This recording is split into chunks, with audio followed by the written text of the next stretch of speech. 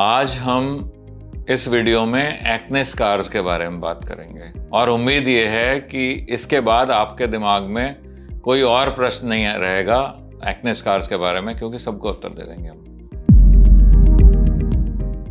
मैं डॉक्टर कुलदीप सिंह हूँ। मैं अपोलो हॉस्पिटल में कॉस्मेटिक सेंटर में senior consultant plastic surgeon. Acne की वजह क्या होती है? एक्ने है हमारे जो ऑयल प्रोड्यूसिंग ग्लैंड्स हैं, सेबेशियस ग्लैंड्स, उनमें इन्फेक्शन होता है और उससे हमें एक्ने होता है। और ये कई तरह से दिखते हैं। कई बार ये सिर्फ माथे पे हमारे एक रैश की तरह होता है, कई बार बहुत छोटे छोटे बम्प्स आते हैं फेस पे, कई बार पस से भरे हुए बड़ी बड़ी एक्ने की गांठें बन जाती हैं, नोड्यूल्स बन जाते हैं। तो एक्ने मेल्स और फीमेल्स में, लड़के और लड़कियों में, पुरुष और स्त्रियों में कोई फर्क है एक्ने की वजह में और किस तरह का एक्ने होता है? हाँ, फर्क है।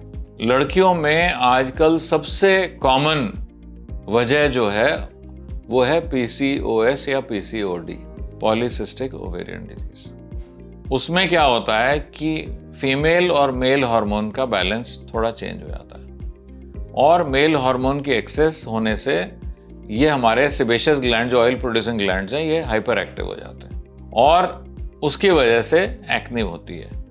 और इन्फेक्शन और पुअर फेस हाइजीन की वजह से ये ज़्यादा खराब होते हैं। काफ़ी लोगों में बिना PCOS भी आपको एक्ने मिल सकता है, खासतौर पे जिनकी ऑयली स्किन है।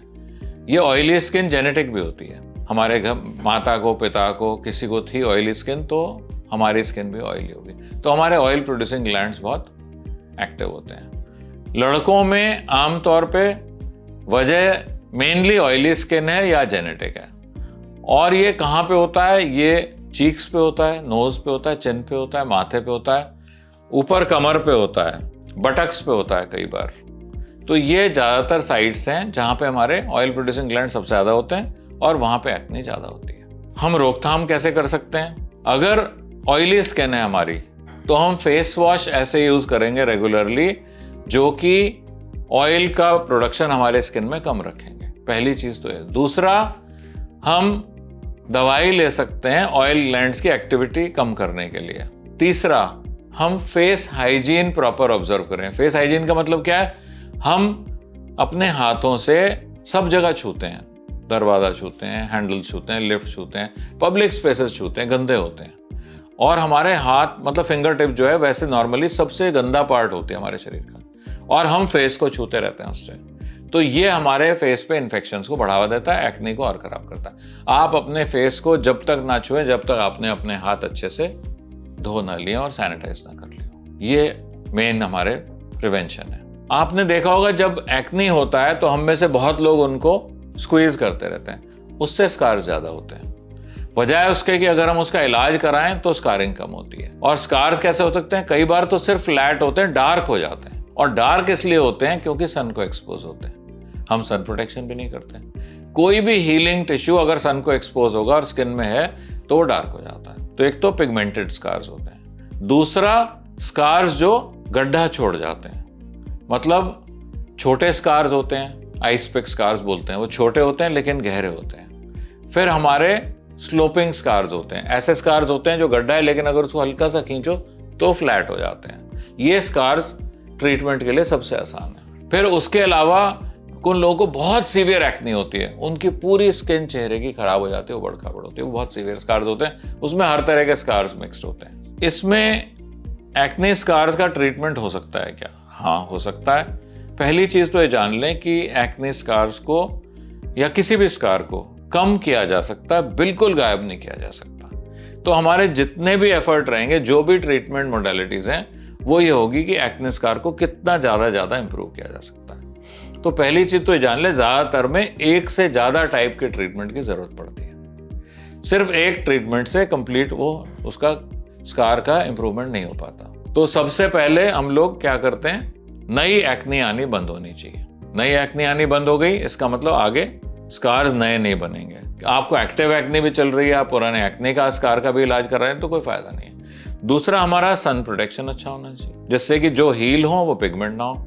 तीसरा, हमारा जो स्किन का ऑयल प्रोडक्शन है और ग्लैंड्स का जो एक्टिविटी है वो कम होनी चाहिए। तो हम फेस वॉश जैसे हमने बताया वो होगा, हम छुएंगे नहीं अपने फेस को, क्लीन करेंगे, रोज रात को सोते टाइम फेस वॉश करेंगे। हम उसके अलावा दवाई दे सकते हैं, मेडिसिन होती है, आइसोट्रेट बोलते हैं, आइसोट्रेटिनोइन, ओरल खाने की होती है, जिससे ग्लैंड्स की एक्टिविटी कम होती है। जिनके बहुत बड़े थिक ग्लैंड्स हैं ऑयल प्रोड्यूसिंग, उनको उससे ट्रीट करते हैं कि वो ग्लैंड्स छोटे हो जाएं, श्रिंक हो जाएं और उनकी एक्टिविटी कम हो जाए।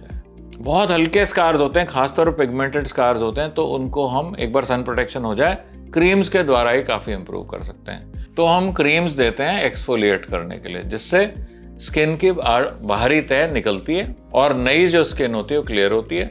दूसरी साथ में डीपिगमेंटिंग सीरम्स देते हैं, जैसे विटामिन सी, वो ऐड करते हैं जिससे कि पिगमेंटेशन कम हो धीरे धीरे, और सन प्रोटेक्शन के साथ वो पिगमेंटेड स्कार्स इंप्रूव कर जाते हैं। बहुत हल्के जो स्कार्स होते हैं, बहुत हल्के स्कार्स, वो इसके अलावा क्रीम ट्रीटमेंट के साथ साथ लेजर्स यूज करते हैं, जिससे कि वो स्कार स्मूथ हो जाए और उनका ऊंचा नीचापना बेटर हो जाए, स्किन टाइटन हो जाए।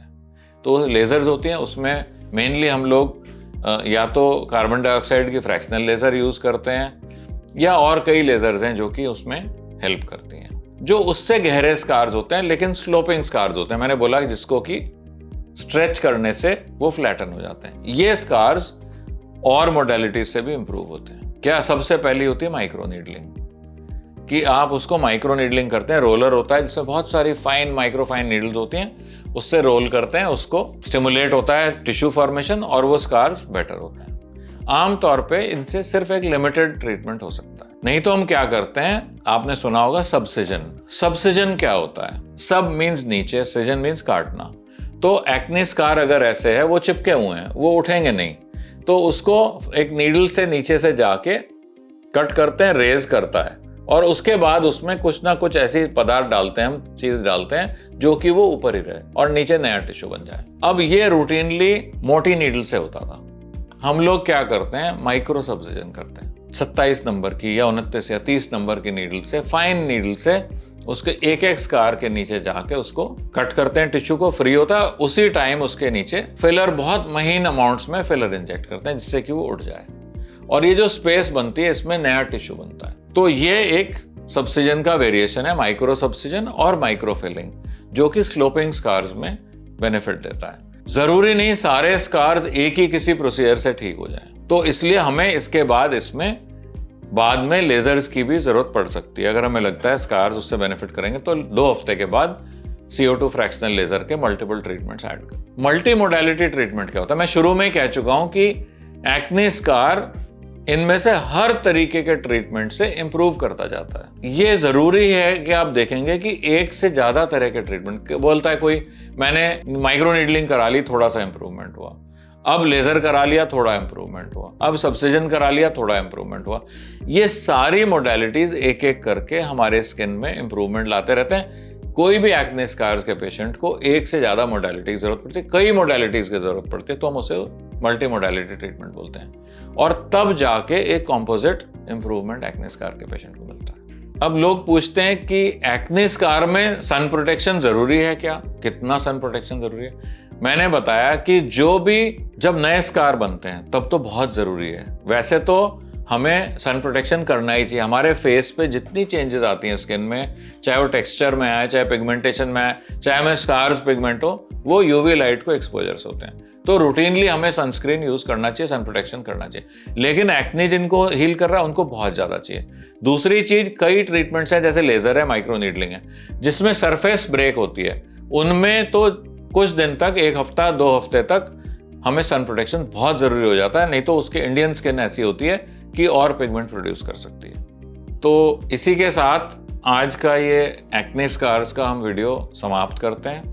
मुझे उम्मीद है कि आप लोगों को इससे काफ़ी चीज़ें समझ में आई होंगी, आपके काफ़ी डाउट्स क्लियर हुए होंगे, काफ़ी सवाल जो आपके दिमाग में थे उनके जवाब मिले होंगे। और अब भी अगर आपके कोई सवाल हो तो नीचे कमेंट बॉक्स में ज़रूर ऐड करें, और अगले वीडियो में हम कोशिश करेंगे कि उनका भी जवाब देने की कोशिश करें। Thank you.